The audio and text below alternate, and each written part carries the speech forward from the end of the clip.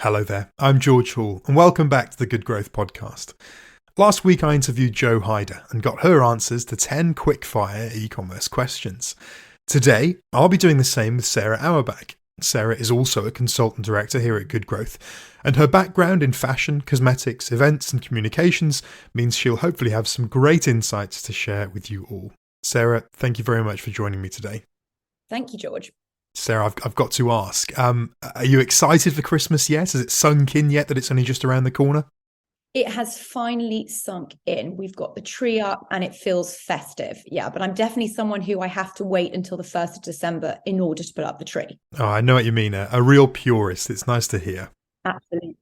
Well, we will get cracking with our e-commerce questions. So kicking things off with a bit of a look back at 2022. I'm keen to hear if there's a brand that's particularly impressed you over the last 12 months that's really stuck out. There is. And, for me, it has to be Sephora. And why it's sort of impressed me in 2022 is that Sephora released its app and online shopping in the UK back in October. So it feels, although it's been around for a while, it sort of came back in sort of in front of my eyes a bit more in 2022. Sure. And there are really two main reasons that it stands out for me. The first is the way that this brand embraces personalization. And the second is the way it really effectively combines the best of in-store and online shopping. So it always gives that true omnichannel experience. Sure. So personalization, its loyalty program is unbelievable. They've got tiers, they've got relevant bespoke product recommendations. They've got beauty advice, opportunity to try before you buy. It's an absolute beauty lover's dream. But they've also got the Sephora app. And really that app helps to bridge the gap between the offline and the online. And the idea is that you have your almost your Sephora sales associate that helps recommend products, that helps review products, and it just makes the process super easy. So it's very, very simple and friction free. Perfect. No, it's good to hear. We do love to hear about friction-free websites. I know Jo Hyder in particular will love to hear about that one. And then looking ahead to next year, to 2023, are there any brands, any e-com brands that you think we should be keeping an eye on, that we should be watching out for?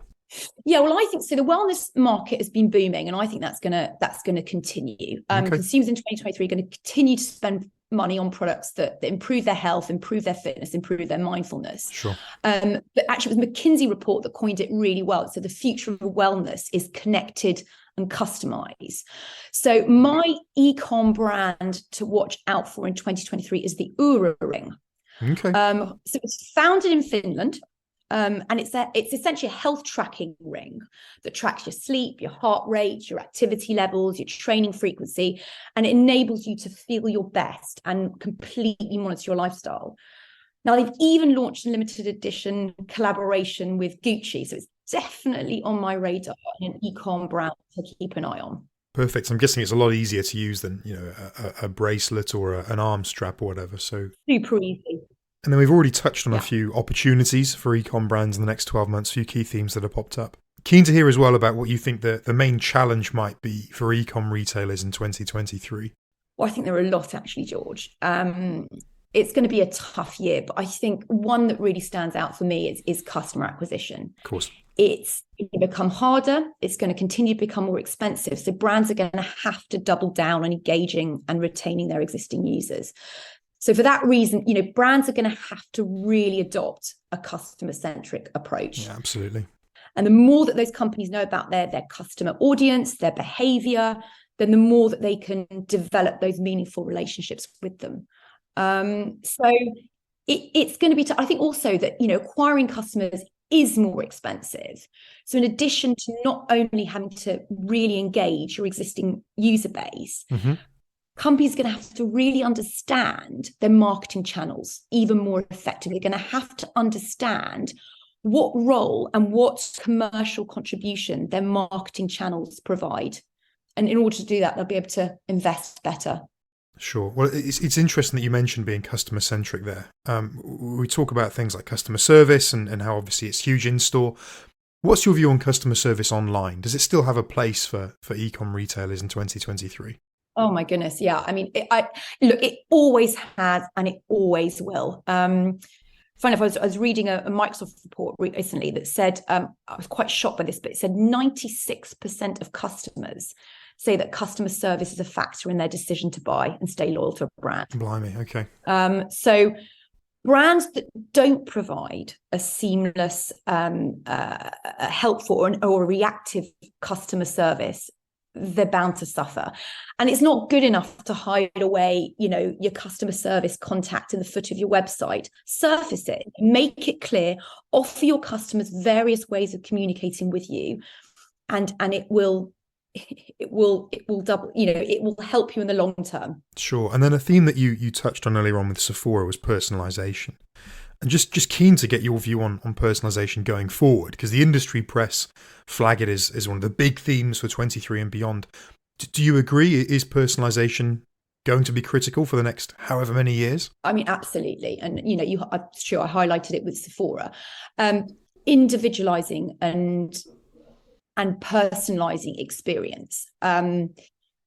That's always going to be crucial. Sure. It streamlines the buying process. It removes that friction that we talked about earlier. I think where things will differ in 2023 is that brands will have to move away from simple personalization. So, your customer name, your geo-targeting, your purchase history. And they're going to have to move to hyper-personalization. Sure. So they're going to have to look deeper into the browsing history, the purchasing history, and use real-time data to really zero in on their customers' wants, their customers' needs, their customers' pain points. And that's harder because to do that, you need a lot of data, you need a lot of analytics, you need a lot of insight, you need a lot of automation. But it's that's going to set brands apart from others. And then we've spoken a lot about the consumer journey, acquiring customers, keeping customers. Right at the end of the consumer's journey, obviously, you've got the basket, you've got the checkout. How important do you think payment options, particularly those like Klarna, the buy now, pay later ones, will be in 2023? I think super important. I mean, with the buy now, pay later options, you've got obviously Klarna, this ClearPay. They're going to help you to attract new customers who obviously want to spread their payments with not be charged interest. It's also going to help you convert customers in the sense that customers not necessarily going to have to wait for payday in order to make their purchase. Okay. But it's not just Klarna and other payment solutions like that. It's offering a wide range of payment solutions. It's going to help create a better shopping experience. You're going to have, reduce abandoned cart rates. And it's also going to build trust because it shows that you value a customer's preference and value their security and put that into consideration. So it's hugely important. Well, it's interesting you mentioned valuing preferences there.